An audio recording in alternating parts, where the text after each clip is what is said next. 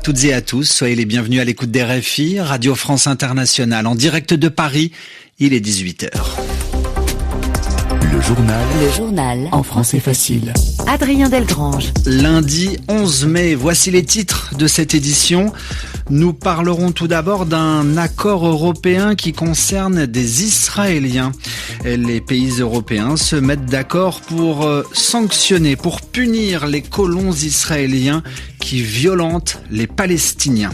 Le président français est en Afrique de l'Est. Emmanuel Macron participe à un sommet au Kenya et vient d'annoncer 23 milliards d'euros d'investissement. L'hantavirus, les dernières évacuations du navire Ondus se poursuivent à l'heure actuelle aux Canaries. Et puis enfin, Mamadou Sangaré, footballeur malien de 23 ans, élu meilleur joueur africain du championnat français de Ligue 1. Mamadou Sangaré est l'invité de Radio Foot International juste après ce journal. C'est fait, l'Union européenne décide de sanctionner les principales organisations israéliennes coupables de soutenir la colonisation et celles et ceux qui violentent les habitants de Cisjordanie. C'est de cette manière que vient de réagir le ministre français des Affaires étrangères, Jean-Noël Barrot, puisque l'Union européenne décide donc de sanctionner les colons israéliens pour des violences en Cisjordanie.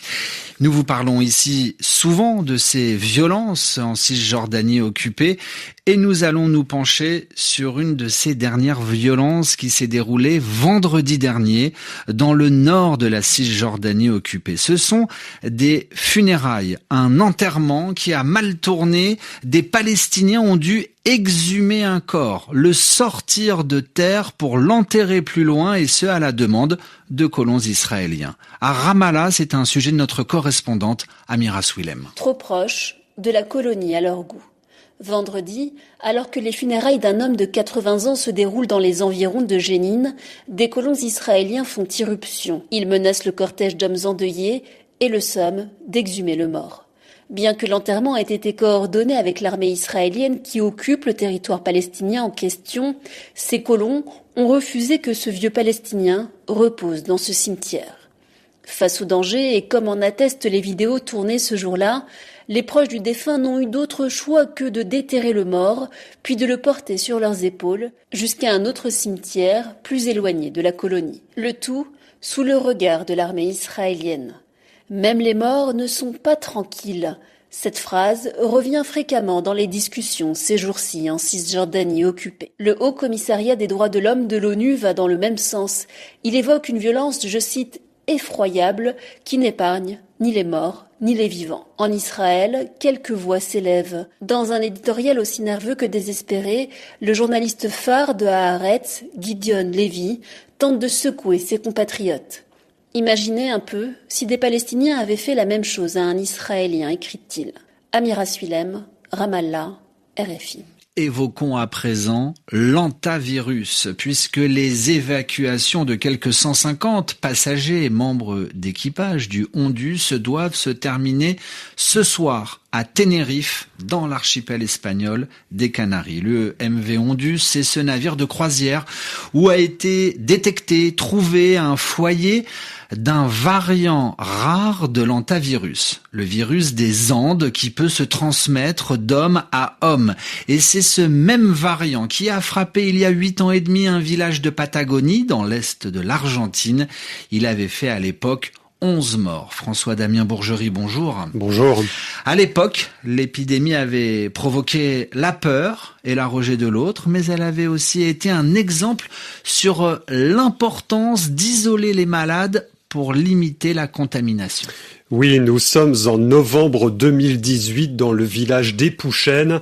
Une centaine de personnes participent à une fête d'anniversaire. L'une d'elles est atteinte de l'hantavirus des Andes. À l'époque, dans ce village de 1300 habitants, on ne sait pas grand-chose de cette maladie répandue par les rongeurs et encore moins de son variant qui se transmet d'homme à homme.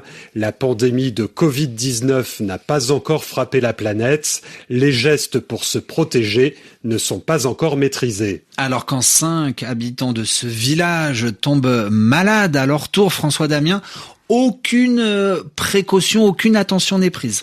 Non, en conséquence, l'un d'eux contamine 6 autres personnes avant de mourir. Sa veillée funèbre se transforme en un deuxième foyer de propagation. La paranoïa s'installe et Pouchène est surnommé le village de la peur. Les personnes qui ont été en contact avec les malades sont alors placées à l'isolement pendant 45 jours. En 3 mois, 34 cas sont dénombrés. L'épidémie fait 11 morts, mais les mesures mises en place pour la contenir, éviter qu'elle se répande, servent d'exemple.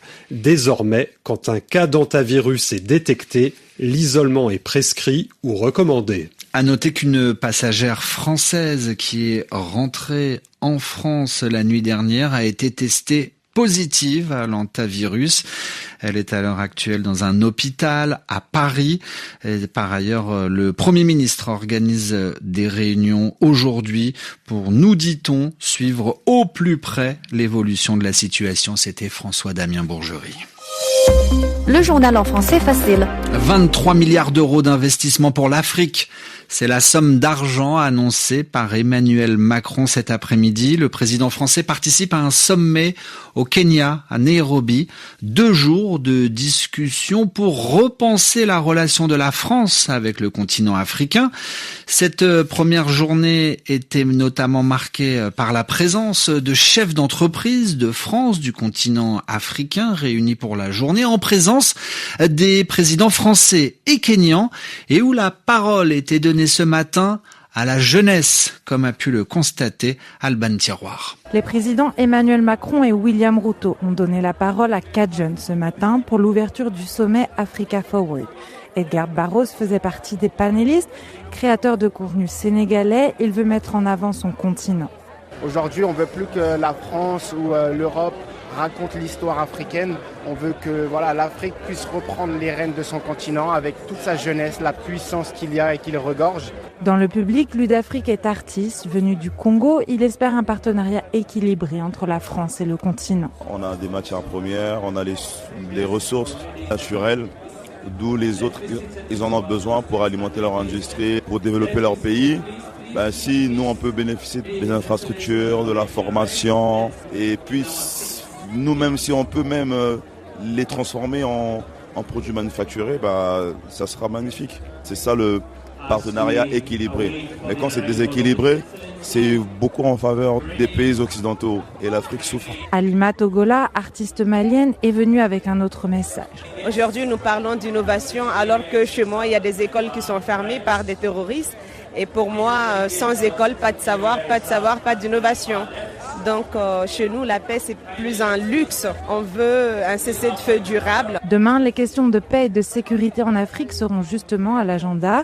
Une trentaine de chefs d'État et de gouvernement sont attendus pour la 2e journée du sommet.